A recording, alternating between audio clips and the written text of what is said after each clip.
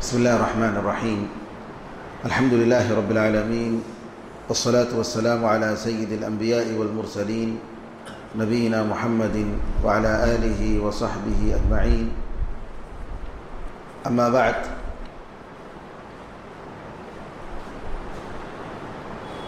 عقیدہ واسطیہ شیخ الاسلام ابن تیمیہ رحمۃ اللہ علیہ کی کتاب سے درس کا سلسلہ ہم جاری رکھے تھے۔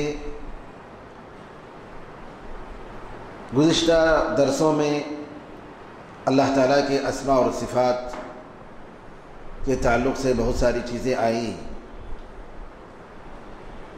شیخ الاسلام ابن تیمیہ رحمۃ اللہ علیہ نے جو مسائل اللہ تعالیٰ کے اسماء اور صفات کے بارے میں بتائے، اس میں ان ساری صفتوں کا انہوں نے ذکر کیا جس میں قرآن کریم میں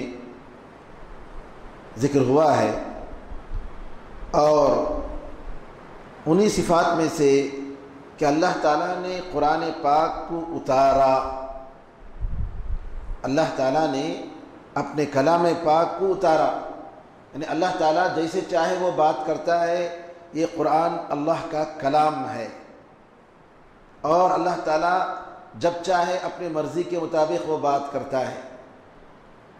آدم علیہ السلام سے اللہ نے بات کی، موسیٰ علیہ السلام سے اللہ نے بات کی، رسول اللہ صلی اللہ علیہ وسلم سے معراج کے موقع پر اللہ تعالیٰ نے بات کی۔ یہ ساری چیزیں قرآن کریم میں اور نبی کریم صلی اللہ علیہ وسلم کے حدیثوں میں آئی ہیں۔ لیکن بعض فرقے جو اسلام کے نام پر، بہت سارے ایسے فرقے ہیں جن کا یہ خیال ہے کہ اللہ تعالیٰ بات نہیں کرتا ہے، نعوذ باللہ۔ قرآن میں جب اللہ تعالیٰ کہتا ہے کہ بات کرتا ہے تو ہم اس کو غلط معنی لینے والے کون ہوتے ہیں؟ یہ ہمیں حق نہیں پہنچتا کہ اللہ تعالیٰ کی کسی بات کو ہم دوسرے معنی میں لیں، یہ کسی بھی طریقے سے جائز نہیں۔ لیکن جیسا کہ اس سے پہلے درس میں آیا، جہمیہ، معتزلہ اور اسی طریقے سے اشاعرہ وغیرہ نے اللہ تعالیٰ کے بات کرنے کی صفت کو غلط معنی میں لیا، اور انہوں نے اس لیے ایسا کیا کہ ان کی نظر میں بات کرنے کی صفت اگر اللہ تعالیٰ کی طرف ہم منسوب کرتے ہیں تو وہ یہ سمجھتے ہیں کہ انسان کی جیسی، مخلوق کی جیسی صفت ہو گئی۔ اللہ تعالیٰ نے بات کیا تو وہ کہتے ہیں کہ اگر ہم یہ کہیں گے کہ اللہ نے بات کیا تو اللہ تعالیٰ کے لیے زبان چاہیے۔ اب اللہ کے لیے زبان چاہیے تو جو ہے ہماری زبان ختم ہونے والی ہے، تو نعوذ باللہ اللہ کے بارے میں بھی ایسی ہی بات کریں گے۔ اس لیے انہوں نے کہہ دیا، صاف کہہ دیا کہ اللہ تعالیٰ بات نہیں کرتا ہے، استغفر اللہ۔ تو یہ اللہ تعالیٰ کے بارے میں بہت ہی غلط عقیدہ ہے، اور ان لوگوں نے یہ کہا کہ قرآن کریم جو ہے، بعض لوگوں کا فرقوں کا یہاں تک خیال ہے کہ قرآن کریم یہ اللہ کا کلام نہیں ہے، بلکہ اللہ تعالیٰ نے اپنے کلام کو جبریل امین کے دل میں پیدا کیا، ڈالا، اور جبریل امین کے الفاظ ہیں یہ اللہ کا، یہ قرآن پاک۔ تو خود جبریل امین کے الفاظ کو ہم اللہ کا کلام کیسے کہہ سکتے ہیں؟ نعوذ باللہ۔ اس طریقے کے غلط معنی، غلط عقیدے بہت سارے لوگ رکھتے ہیں، لہٰذا اس مسئلے میں ہمیں صاف طور پر بتانا چاہیے کہ یہ اللہ کا کلام ہے۔ قیامت کے دن اللہ تعالیٰ بات کرے گا، حدیث میں آتا ہے ہر ایک سے بات کرے گا۔ ما منکم من احد الا وسیکلمہ ربہ لیس بینہ وبینہ ترجمان، تم میں سے کوئی آدمی ایسا نہیں الا ہے کہ اللہ ضرور اس سے بات کرے گا قیامت کے دن۔ اس کے اور اللہ کے درمیان کوئی ٹرانسلیٹر نہیں ہوگا، ترجمہ کرنے والا نہیں ہوگا، ڈائریکٹ اللہ تعالیٰ اس سے بات کرے گا۔ مومن سے کہے گا، یاد ہے تم نے اس دن فلاں دن ایسا کام کیا، فلاں دن تم نے غلط کام کیا، فلاں دن تم نے حرام کام کیا، فلاں دن تمہاری طرف سے فرائض میں غفلت ہو گئی۔ جب ایک ایک اللہ تعالیٰ جب اس کے گناہ کو یاد دلائے گا تو مومن سمجھے گا کہ میں اب دوزخ میں جانے والا ہوں، اب میرا ٹھکانہ دوزخ ہی ہے، صرف اللہ تعالیٰ جو ہے میرے گناہوں کو ذکر کر رہا ہے۔ تو اللہ کہے گا میں نے دنیا میں تمہارے گناہوں کو چھپایا تھا، لوگوں کے سامنے میں نے ان گناہوں کو فاش نہیں کیا، یہ تیری راز کی چیزیں تھیں جو میرے اور تیرے درمیان تھی، میں ہی جانتا تھا کہ تم نے یہ گمراہیں کی، لیکن میں نے تیرے گناہوں کو چھپایا اور میں آج معاف کر دیتا ہوں۔ تو اللہ تعالیٰ ہر ایک سے بات کرے گا، قیامت کے دن کہے گا کہ میں ہی بادشاہ ہوں، ہے کوئی بادشاہ میرے علاوہ؟ کہاں ہیں وہ بادشاہ جو زمین میں ظلم و زبردستی کر رہے تھے؟ وہ کہاں ہیں؟ کہاں چلے گئے؟ این الجبارون این المتکبرون، وہ تکبر کرنے والے کہاں چلے گئے؟ کہنے کا مطلب یہ ہے کہ اللہ تعالیٰ جب چاہے جیسے چاہے بات کرتا ہے، اور یہ اللہ کا کلام ہے، جبریل امین کا کلام نہیں ہے، یہ رسول اللہ صلی اللہ علیہ وسلم کا کلام نہیں ہے، یہ قرآن پاک اللہ کا کلام ہے۔ نبی کریم صلی اللہ علیہ وسلم کا جو کلام ہے وہ حدیث ہے، حدیث رسول ہے صلی اللہ علیہ وسلم، لیکن اللہ نے جو بات کی اس کا جو کلام ہے یہ اللہ کا کلام ہے۔ اللہ تعالیٰ نے تورات کو اتارا، یہ اس کا کلام تھا، انجیل کو اتارا، اس کا کلام تھا، لیکن لوگوں نے بعد میں بدل دیا، اور اب جو اللہ کا کلام ہے بغیر کسی تبدیلی کے اصلی شکل میں وہ اللہ تعالیٰ کا کلام قرآن پاک ہے۔ شیخ الاسلام تیمیہ رحمۃ اللہ علیہ نے آیتیں ذکر فرمائی جس سے یہ بات ثابت ہوتی ہے کہ اللہ تعالیٰ نے قرآن کو اتارا، نازل کیا۔ قرآن میں اللہ فرماتا ہے وَهَذَا كِتَابٌ أَنزَلْنَاهُ مُبَارَكٌ، یہ کتاب ہے ہم نے اس کو اتارا ہے، یہ بہت برکت والی کتاب ہے، بڑی برکت والی کتاب ہے۔ یعنی قرآن جس گھر میں پڑھی جائے گی، جس گھر میں اس پر عمل ہوگا، اس گھر میں برکتیں آئیں گی۔ عبداللہ ابن مسعود رضی اللہ تعالیٰ عنہ اپنے گھر والوں کے ساتھ رات میں باری متعین کیے تھے کہ رات کا جو حصہ ہے، یہ حصہ جو ہے ہمارے گھر میں، عبداللہ بن مسعود رضی اللہ تعالیٰ کے گھر میں، کہ کوئی حصہ غفلت میں نہ گزرے، باری بانٹ لیے تھے ان کے بچے اور ان کی بیوی کے درمیان۔ رات کے پہلے حصے میں کوئی کھڑا ہوتا، نماز پڑھتا، لمبی تلاوت، اور جب وہ سوتے تو دوسرے اٹھتے اور وہ پڑھتے نماز، تہجد کی نماز، جب دوسرے سوتے تو تیسرے اٹھتے، کہ رات کا کوئی حصہ ہمارے گھر میں غفلت میں نہیں جانا چاہیے۔ سبحان اللہ، یعنی سلف صالحین کس طریقے سے قرآن کا اہتمام کرتے تھے، ذرا غور کریں۔ اللہ تعالیٰ رسول اللہ صلی اللہ علیہ وسلم فرمایا ان اللہ یرفع بہذا الکتاب اقواما ویضع بہ آخرین، اللہ تعالیٰ اس کتاب کے ذریعے کچھ لوگوں کو اونچے مقام تک لے جاتا ہے۔ جو لوگ اس کو مقام دیتے ہیں، عزت دیتے ہیں، احترام کرتے ہیں، پڑھتے ہیں، اس پر عمل کرتے ہیں، اس کے معنی میں غور کرتے ہیں، ان کو کیا کرتا ہے؟ اونچے مقام تک لے جاتا ہے۔ بڑے بڑے لوگ آپ ان کو دیکھیں، ان کا بیک گراؤنڈ دیکھیں، کچھ بھی نہیں، غریب خاندان کے، غریب قبیلے کے، جی غریب لوگ، ان کے ماں باپ بہت غریب، لیکن اللہ نے جب انہوں نے اس قرآن کو سیکھا، اس دین کو سیکھا، اللہ تعالیٰ نے ان کو بہت اونچا مقام دیا، دنیا اور آخرت میں، دنیا میں بھی اور آخرت میں بھی۔ یہ اللہ کا وعدہ ہے۔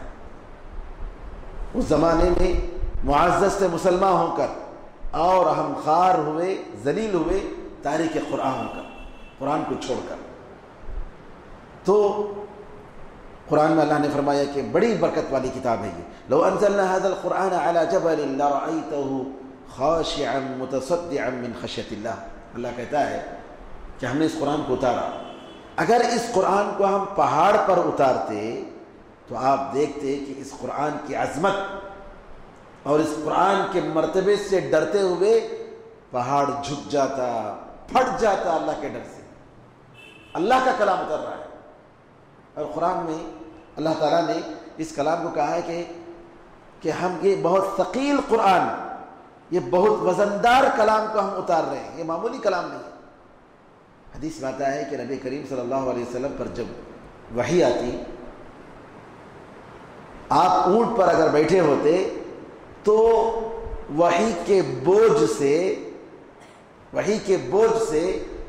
جو وحی کا اترتا اس کا اتنا بڑا بوجھ ہوتا کہ جو اونٹ بیٹھ جاتا، کھڑا ہوا اونٹ برداشت نہیں کرتا، بیٹھ جاتا۔ قرآن میں اللہ نے فرمایا اِنَّا سَنُلْقِي عَلَيْكَ قَوْلًا ثَقِيلًا، اے محمد صلی اللہ علیہ وسلم ہم آپ پر ایک ثقیل، ایک بہت ہی وزندار کلام کو ہم اتار رہے ہیں۔ اور عائشہ رضی اللہ تعالیٰ فرماتی ہیں کہ کبھی نبی کریم صلی اللہ علیہ وسلم کو سردی میں، ٹھنڈک کے موسم میں یہ اللہ کا کلام وحی کا نزول ہوتا اور اس کی شدت سے اتنی شدت ہوتی کہ پسینہ آپ کے سر سے اور آپ کے چہرے سے پھوٹنے لگتا، پسینہ نکلنے لگتا. کب؟ سردی میں. یہ کلام اتنا وزندار کلام اللہ تعالیٰ کا یہ کلام ہے. قرآن میں اللہ نے فرمایا وَإِذَا بَدَّلْنَا آيَةً مَكَانَ آيَةٍ وَاللَّهُ أَعْلَمُ بِمَا يُنَزِّلُ قَالُوا إِنَّمَا أَنْتَ مُفْتَرٍ بَلْ أَكْثَرُهُمْ لَا يَعْلَمُونَ. جب ہم کسی آیت کی جگہ میں دوسری آیت کو بدلتے، کسی آیت کو منسوخ کر کے دوسری آیت لاتے، اللہ تعالیٰ زیادہ جانتا ہے، بہتر جانتا ہے کہ وہ جس کو اتارتا ہے. یہ کلام اس کا اتارا ہوا ہے. کہا قالوا انما انت مفتر. اللہ جب بدلتا ہے تو یہ کفار کہتے ہیں تم تو جھوٹے ہو، کل ایک آیت بتا رہے ہو اور دوسری آیت بتا رہے ہو. قرآن کریم کی کل بعض آیتوں کو کہہ رہے ہو کہ منسوخ ہو گئی. کہا بل اکثرهم لا يعلمون، بلکہ ان کے اکثر لوگ جانتے نہیں ہیں. قل نزله روح القدس من ربك بالحق ليثبت الذين آمنوا وهدى وبشرى للمسلمين. جبریل امین نے اس کو اتارا. یہ کلام اللہ کا کلام ہے، لیکن لانے والے کون ہیں؟ روح القدس جبریل امین ہے. حق کے ساتھ انہوں نے اتارا تاکہ جو لوگ ایمان لائے ان کو ثابت قدمی رکھیں، ثابت قدم رکھیں، ان کے پیر کو مضبوط کریں، ان کے ایمان کو مضبوط کریں. وہ ہدی و بشریٰ للمسلمین. اور یہ کتاب سراپا ہدایت اور مسلمانوں کے لیے خوشخبری دینے والی ہے. قرآن میں اللہ نے فرمایا وَلَقَدْ نَعْلَمُ إِنَّهُمْ يَقُولُونَ إِنَّمَا يُعَلِّمُهُ بَشَرٌ. یہ کفار قریش کہتے ہیں، اے محمد ہم جانتے ہیں کہ یہ لوگ کہتے ہیں ارے یہ تو انسان اس کو سکھا رہا ہے، یہ اللہ کا کلام نہیں ہے. یہ کفار کیا کہتے ہیں کہ جو ہے ایک انسان یہ محمد صلی اللہ علیہ وسلم کو سکھاتا ہے.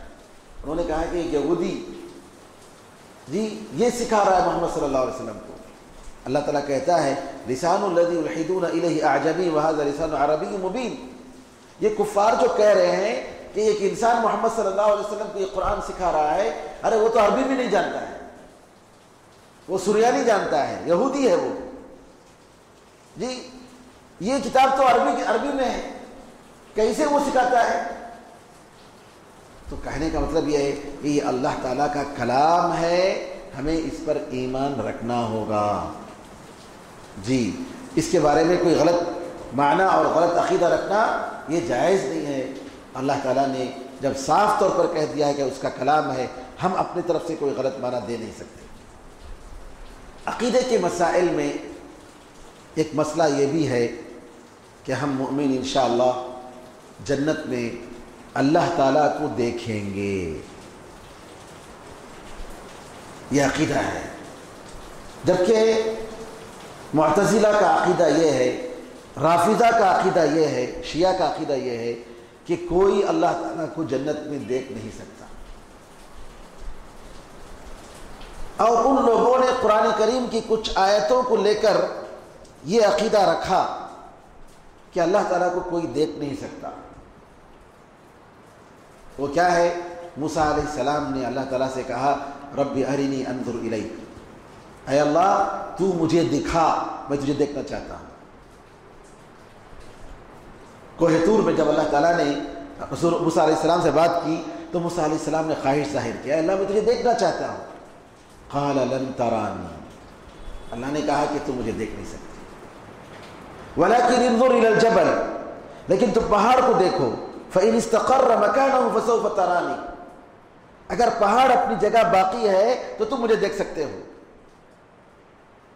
فلما تجلى ربه للجبل جعله دكا وخر موسى صعيقا. جب اللہ تعالیٰ کی تھوڑی تجلی ہوئی، اس کی روشنی تھوڑی نظر آئی، پہاڑ جو ہے چکنا چور ہو گیا اور موسیٰ علیہ السلام بے ہوش ہو کر گر گئے. تو یہاں اس آیت سے یہ منکرین رؤیت باری، اللہ تعالیٰ کے بارے میں جو عقیدہ کہتے ہیں کہ مومن اللہ کو دیکھ نہیں سکتے، ان کا یہ عقیدہ ہے کہ اللہ تعالیٰ قرآن میں کہتا ہے کہ موسیٰ علیہ السلام سے کہا کہ تم دیکھ نہیں سکتے. لن ترانی، آپ ہرگز نہیں دیکھ سکتے. یہ چیز جو ہے دنیا کے انسان کے لیے، دنیا کی یہ آنکھیں جو اللہ نے ہمیں دی ہیں، یہ جو ہے اتنی طاقت نہیں ہے اس کے اندر کہ اللہ کو دیکھیں. لیکن قیامت کے دن اللہ تعالیٰ ہر ایک کو اتنا پاور دے دے گا کہ جس کے ذریعے غیب کی چیزیں نظر آئیں گی. قرآن میں اللہ نے سورہ قاف میں کہا فَبَصَرُكَ الْيَوْمَ حَدِيدٌ، آج تیری نگاہ بڑی تیز ہے. اس دن فرشتوں کو دیکھیں گے، ہر ایک آدمی فرشتے کو دیکھے گا. اس دن جو آنکھیں ہوں گی وہ آنکھیں تیز ہوں گی. یہ دنیا والی آنکھیں نہیں، اس کی نگاہ بہت دور تک جائے گی. آج ہم کہاں تک دیکھ رہے ہیں انسان؟ تھوڑا 10 کلومیٹر یا 2 کلومیٹر یا 5 کلومیٹر یا زیادہ سے زیادہ کتنا 50 کلومیٹر، اس سے زیادہ نہیں دیکھ سکتے. لیکن قیامت کے دن اللہ تعالیٰ جس سرزمین پر سب کو جمع کرے گا وہ گول نہیں، وہ چپٹی زمین ہوگی، اور انسان شروع سے لے کر آخر تک سارے لوگوں کو دیکھے گا. دیکھنے کی طاقت، وہ پاور جو ہے اتنی زیادہ ہوگی. عذاب کو دیکھیں گے، ساری چیزیں دیکھیں گے. لیکن اللہ تعالیٰ مومنوں کو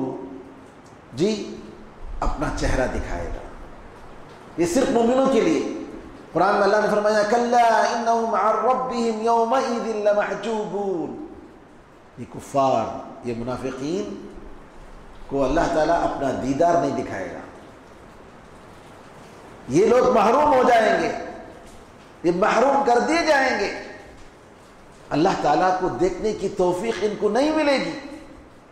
جیسے بیٹا اگر نافرمان ہوتا ہے تو کیا بولتا ہے؟ باپ میرے جنازے میں تو نہیں آنا،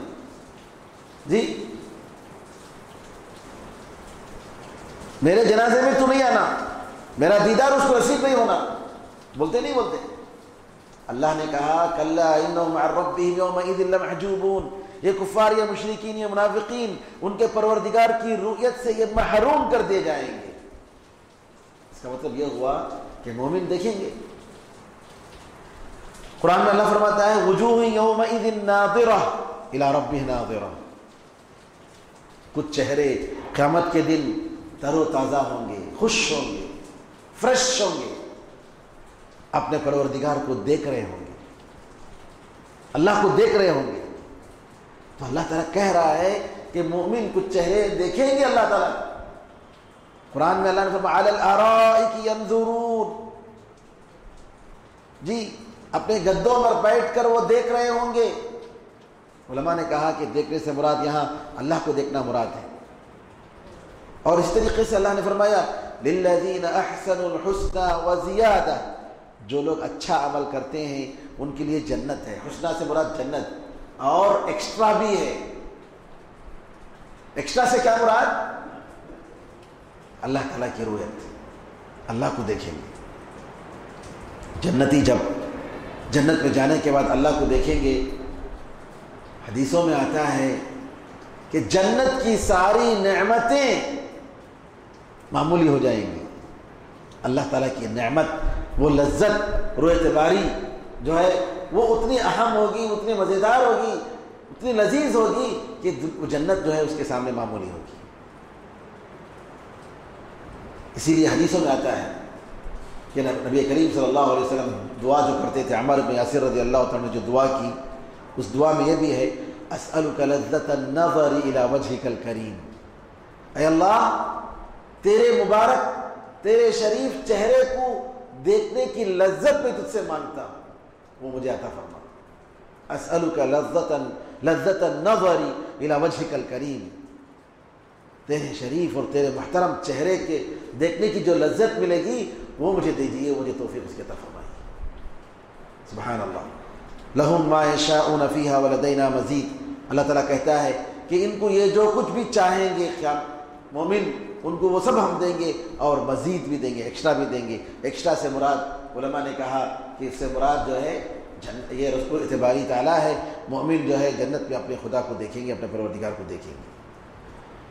اللہ تعالیٰ کو دیکھنے کے تعلق سے جنہوں نے جو دلیلیں پیش کی اس میں ایک دلیل یہ بھی انہوں نے پیش کی کہ قرآن میں اللہ کہتا ہے لا تدرکہ الابصار وہو یدرک الابصار، نگاہیں اللہ تعالیٰ کو استیعاب نہیں کر سکتی، پورے طریقے سے ان کی نگاہوں میں اللہ کو وہ سما نہیں سکتے، لیکن اللہ تعالیٰ سارے نگاہوں کو سما لیتا ہے، گھیر لیتا ہے۔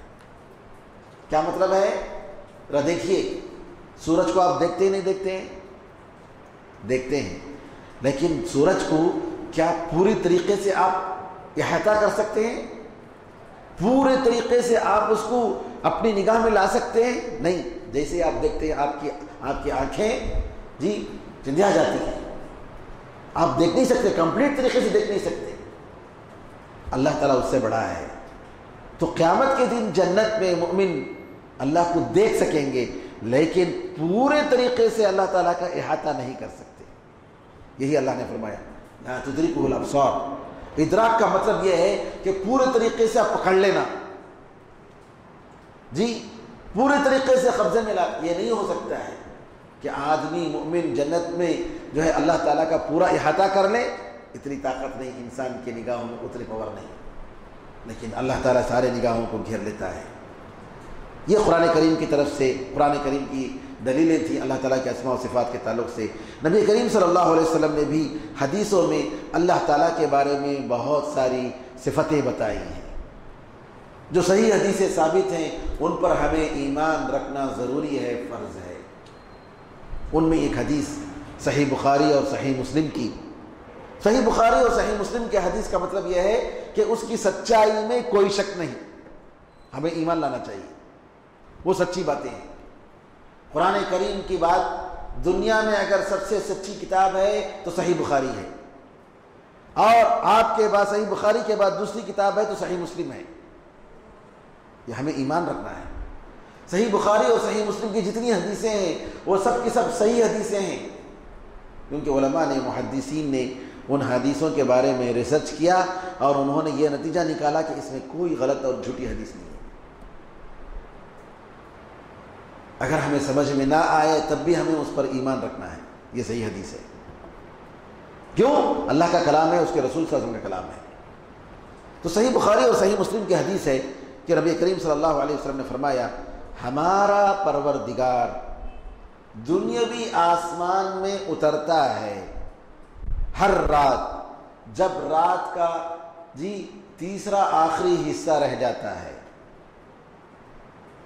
رات کا جب تیسرا حصہ رہتا ہے تو اللہ تعالیٰ دنیاوی آسمان میں اتر کر آتا ہے، اور اللہ تعالیٰ کہتا ہے کون مجھ سے دعا کرے میں اس کی دعا کو قبول کروں؟ کوئی ہے؟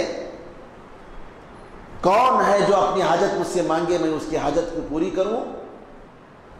کون ہے جو مجھ سے معافی مانگے میں اس کو بخش دوں اور معاف کر دوں؟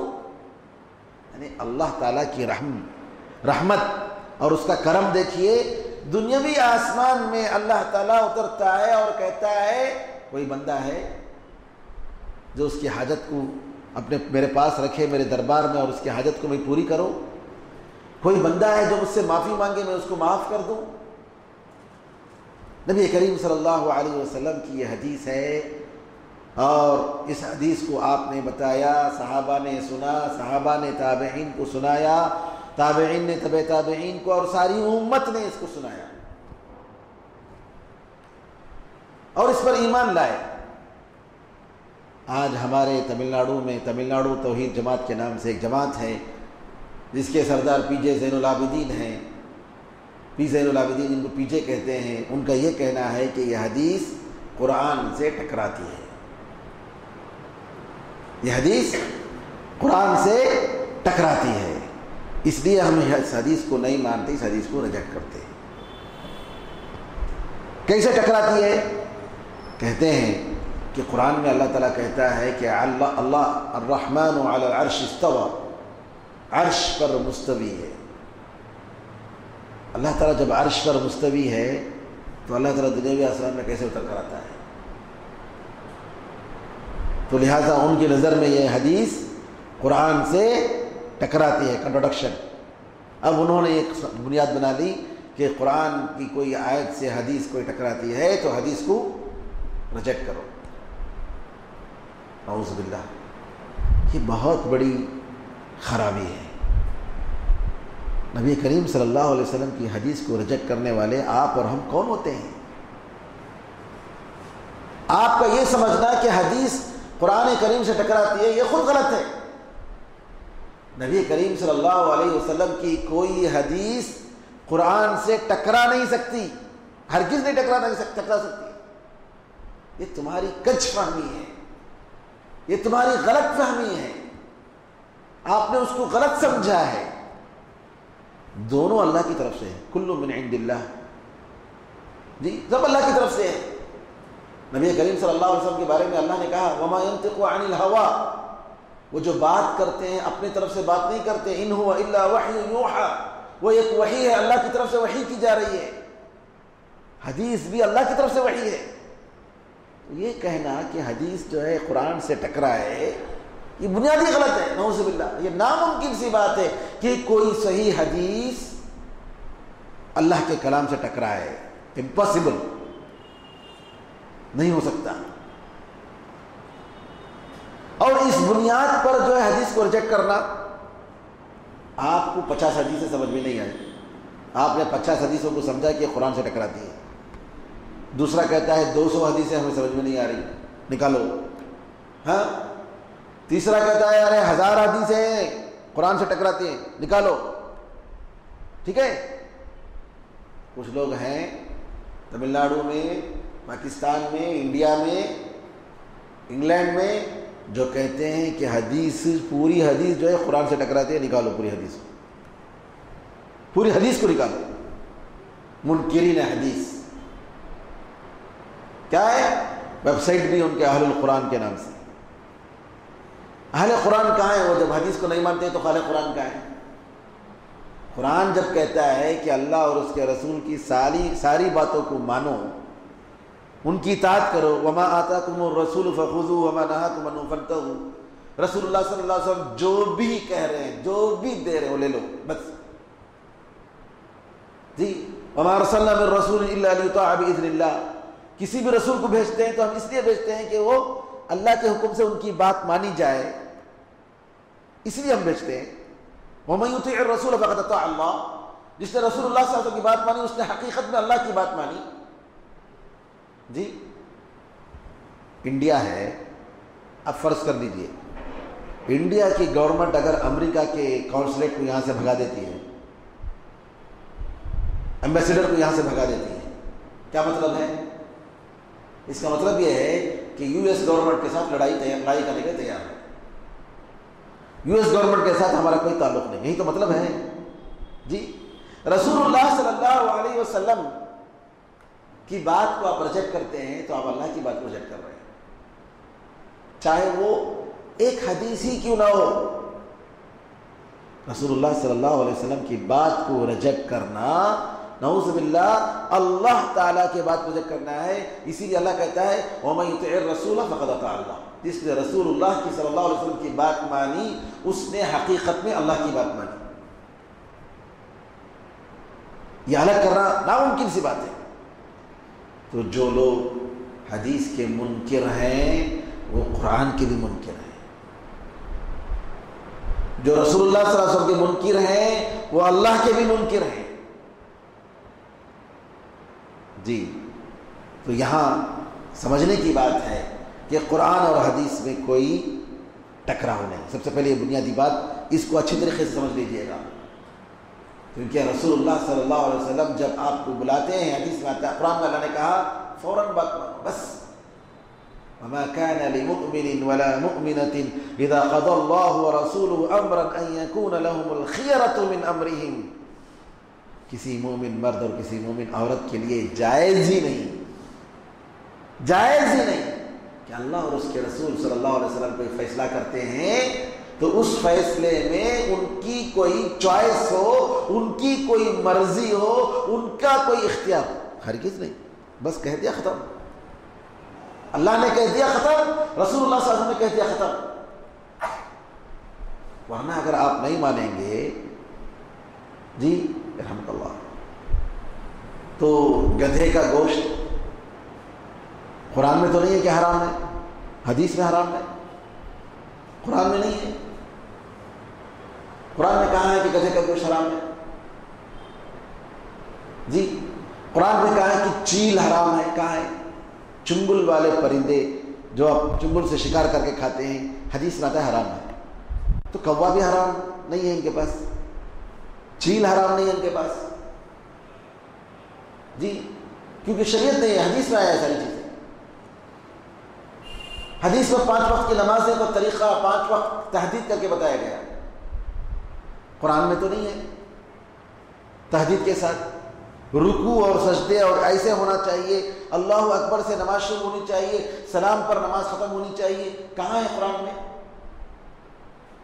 جی چور کا ہاتھ کاٹنا ہے، قرآن میں ہاتھ کا لفظ آیا ہے، بس کہاں سے کاٹیں گے؟ یہاں سے کاٹیں گے، یہاں سے کاٹیں گے، یہاں سے کاٹیں گے، اور کتنے پیسے میں کاٹیں گے؟ 2 روپے چرائے تو کاٹیں گے، 10 روپے چرائے تو کاٹیں گے؟ نہیں، اس کی کوئی فکس اماؤنٹ ہے بتایا گیا، جی اماؤنٹ ہے بتایا گیا۔ آج کل کے حساب سے تقریباً 700-800 روپے وہ جب چراتا ہے چوری کے انداز میں، یہ نہیں کہ آپ کے سامنے سے چرا رہا ہے، چور نہیں کہتے اس کو ڈاکو بولتے ہیں، سامنے سے جو اٹھاتا ہے، آپ کے جیب سے جو اٹھاتا ہے وہ ڈاکو ہے۔ چور کون؟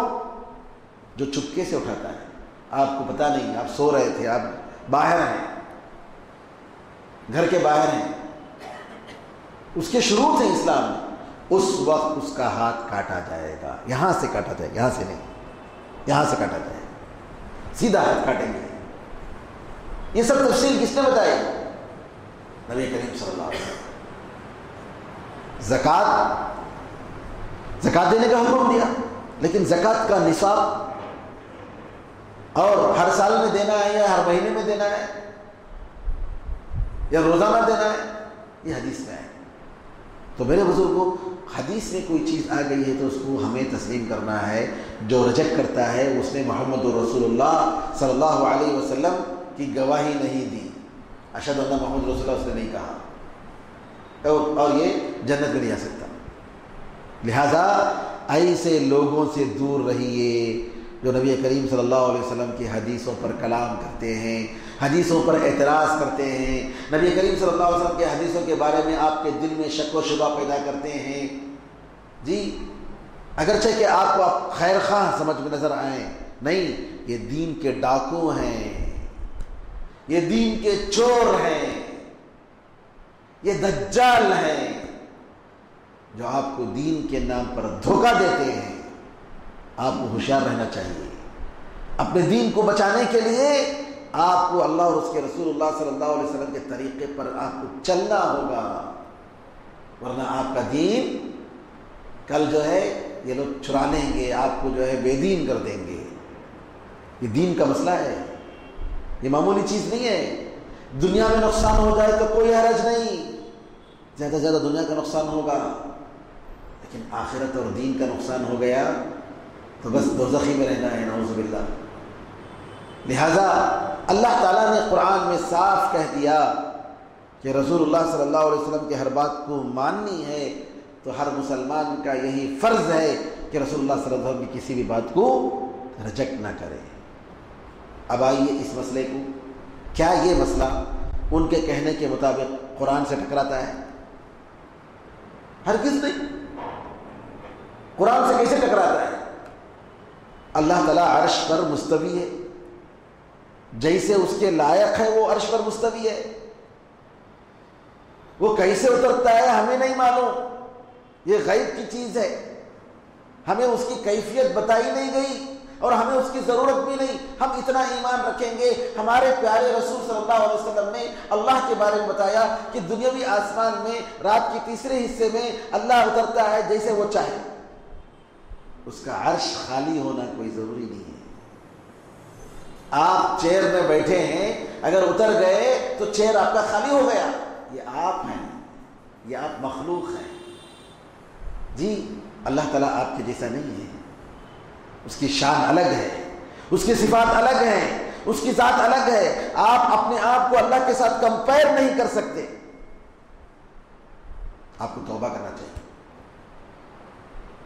اگر آپ اس عقیدے پر ہیں تو آپ کو توبہ کرنا چاہیے اور یہ عقیدہ رکھنا چاہیے کہ اللہ تعالیٰ عرش پر مستوی ہے. اللہ تعالیٰ جیسے مرضی اس کی ہے، وہ جیسے چاہتا ہے اپنی مرضی کے مطابق اللہ تعالیٰ دنیاوی آسمان میں اترتا ہے. ہم اس پر ایمان رکھیں گے اور اس حدیث پر ایمان رکھیں گے، قرآن پر بھی ایمان رکھیں گے اور یہ سمجھیں گے کہ یہ حدیث قرآن کریم سے ہرگز کوئی ٹکراؤ نہیں ہے. اس طریقے سے آپ کا ایمان صحیح ہوگا، ورنہ آپ کا ایمان خطرے میں پڑ جائے گا. اپنے ایمان کو چرانے والے ایمان کے ڈاکوؤں سے بچو، جن کو قرآن نہیں معلوم ہے، جن کو عربی نہیں معلوم ہے، جن کو دین نہیں معلوم ہے اور دین کے نام پر دکان لگا کے بیٹھے ہیں. ایسے لوگوں سے بچو. آپ کا ایمان، آپ کا دین چرا لیں گے. قیامت کے دن اس دن کوئی فائدہ نہیں ہوگا. ہاؤ اضلونا، جی یہ لوگوں نے ہمیں گمراہ کیا ہے، اللہ ان کو ڈبل عذاب دے، جی ان کو دگنا عذاب دے. تو قیامت کے دن کہنے سے کوئی فائدہ نہیں ہوگا. علماء حق جو قرآن اور حدیث کا علم رکھتے ہیں ان کے پاس دین سیکھیے.